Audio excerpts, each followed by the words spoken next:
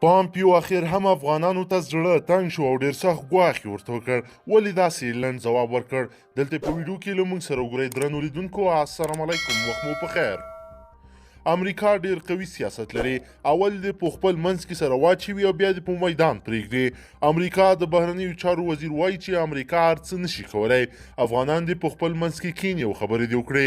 د رسنیو د راپورونو په وینا د امریکا د بهرنیو چارو وزیر مایک پامپیو په واشنګټن کې خبریالانو سره په خبرو کې ویلي دي چې په افغانستان کې ټولې ښکېلې غاړې دې په خپلو منځ کې سره کینې او د افغانستان 40 کلنه غمیزه دې پای ته ورسوي.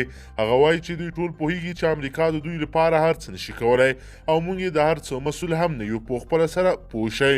د امریکا د بهرنیو چارو وزیر دا خبرې په داسې مهال کې کوي چې پرون طالبانو له افغان حکومت سره د بندیانو د خلاصون پر سر خبرې ودرولې او خپل پلاوي بیرته وروغوښت. خو نن تازه بیا ویل شوي دي چې افغان حکومت د طالبانو 100 بندیان خوشي کړي دي.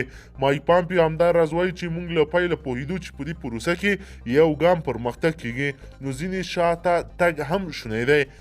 هغه هم دا راز وایي چې له طالبانو سره کړې ژمنه باندې به په افغانستان کې د خپلو پوځیانو شمیر کموي.